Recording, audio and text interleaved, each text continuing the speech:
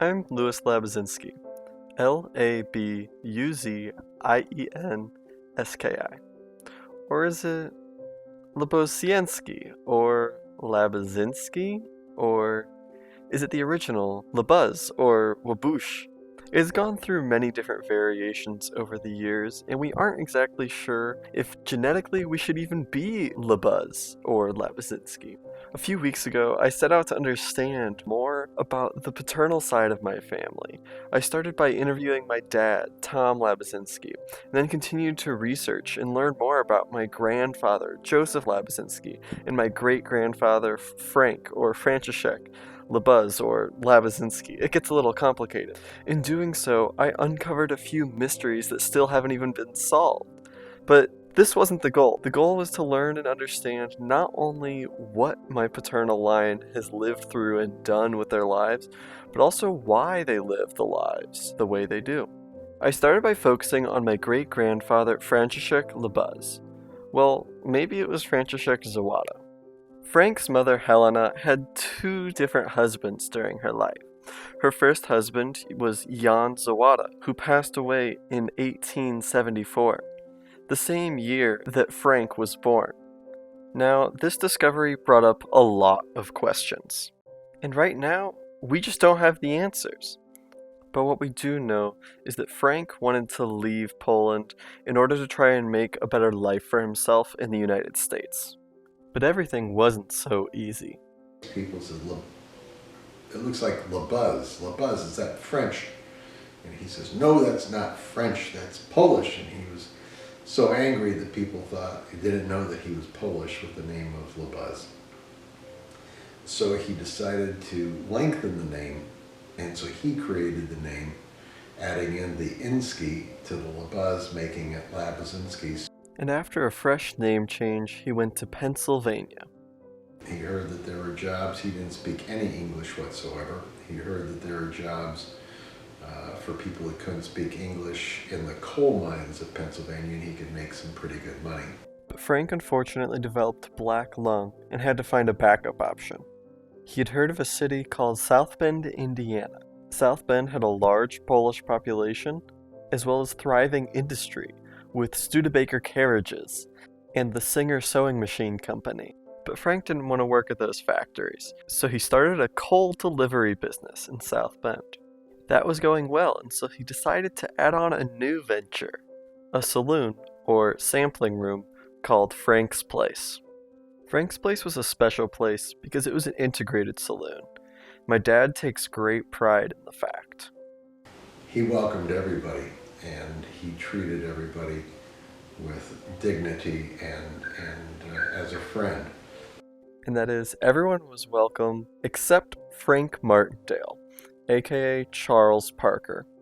Frank Martindale was arrested for attempting to blackmail my great-grandfather.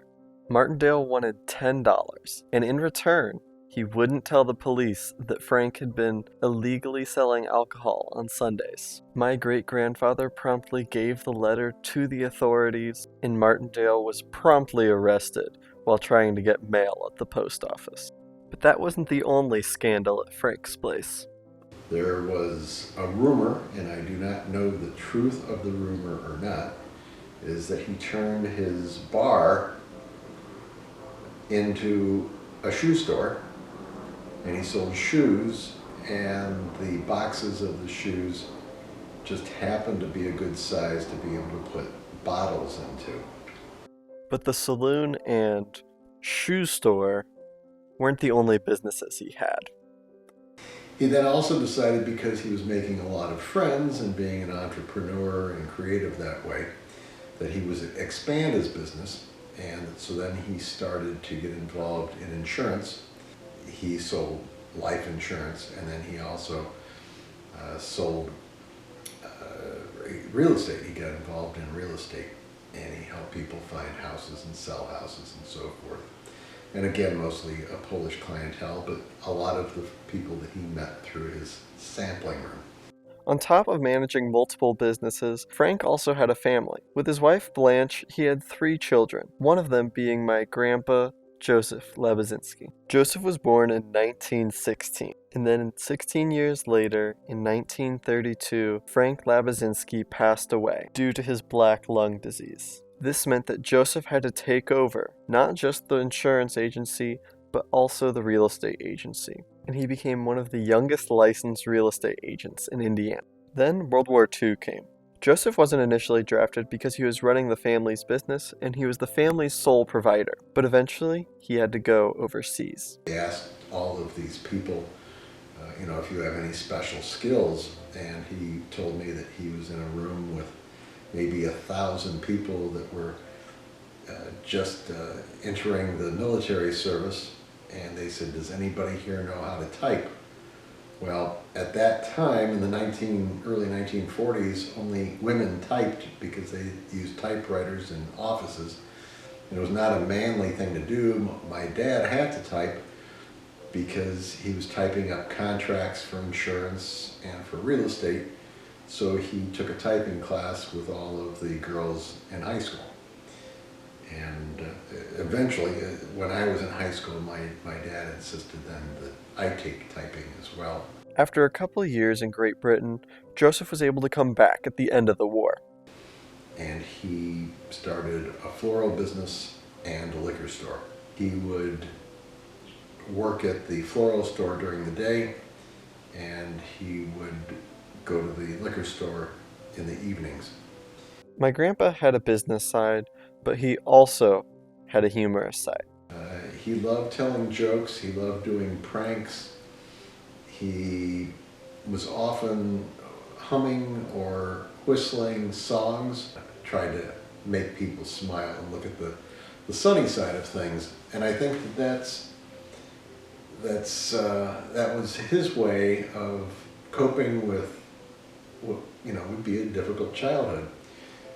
When he started dating my mother, my mother was a pianist, and she would perform piano concerts sometimes. And he called up my mother and disguised his voice and said that he was a priest at a parish and wanted to hire her to play piano up at the parish hall, and that the concert would be on the 3rd floor of the parish auditorium, and that she would play on Sunday afternoon, and they arranged that she would get paid for that. And he says, okay, we'll see you then next Sunday afternoon, and let us know if you need any help getting your piano up to the 3rd floor. And then he hung up. And then she was just in terror. Oh my gosh, how am I going to get a piano up to the 3rd floor to be able to do this? Even though my grandpa was a jokester, he still cared a lot about the community and a lot about people. Once he retired, he started volunteering at places like Meals on Wheels and for the library, sending books to those that were shut in. He would often come back hours after all of the other volunteers, simply because he just wanted to talk with them and be their friend. He enjoyed it, but he wasn't efficient with it. But I think that at the bottom line was he was successful with it, because he was touching the lives of the people that he was visiting. Lastly, I want to learn about what my dad's childhood and young adult life was like, as well as to learn about what he really cared about. Just give me booze, broads, and bombs. That's enough living for me. No, I don't think that's quite it. But let's hear a little bit more about his experiences. We did a weekly TV show, and I got to be one of the hosts of the weekly TV show and got to act in several skits. And so that was an interesting way we would write the scripts, act in them, edit them, do the photography for them, put the entire half-hour weekly TV show together. And we were the first year of the program called Beyond Our Control. And that TV program went on for almost 30 years and produced a lot of professionals that even became nationally known. Our TV show was then looked at by Lauren Michaels of NBC when they were putting together Saturday Night Live. And from what I understand, they patterned several parts of Saturday Night Live after our high school weekly TV show.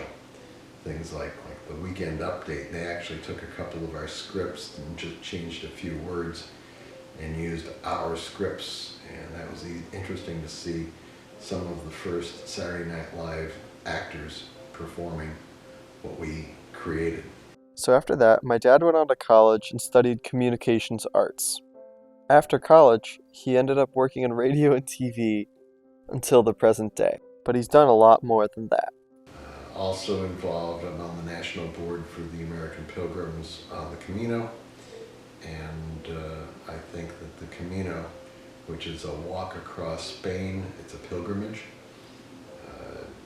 is a life-changing experience, and it's a very positive thing to let go of everything, just walk and live life a little differently. Each day is sort of made up as it goes along. You may not know where you're going to spend the night. You may not know what you're going to see that day, or who you're going to run into, where you're going to eat your meals. You just walk and meet new people, and each day is a new experience. Every time you turn a corner, it's a new adventure. And getting down to the basics of enjoying life, to live in the moment instead of being worried about what's going to happen in the days ahead or plans or anything like that, but living in the moment and appreciating the moment. At the end of our interview, I asked my dad how his grandfather and father inspired him to be the person he is today. My dad and grandfather had a real interest in people and relationship building. They cared about people.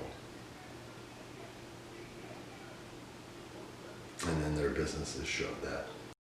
And to really show what the Labuzienskis believe in, here's a recording of my grandfather. Our 1/4 of a block had 3 taverns in addition to the liquor store. This area was known for its winos, prostitutes, derelicts, and alcoholics.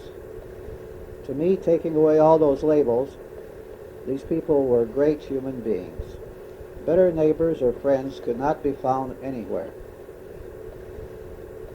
This recording, along with all of the other stories that I've heard, have really taught me what it means to be a Labuzienski. It means to treat every person like a human being, and to spread laughter and cheer to everyone. Happy 70th birthday, Dad. I love you.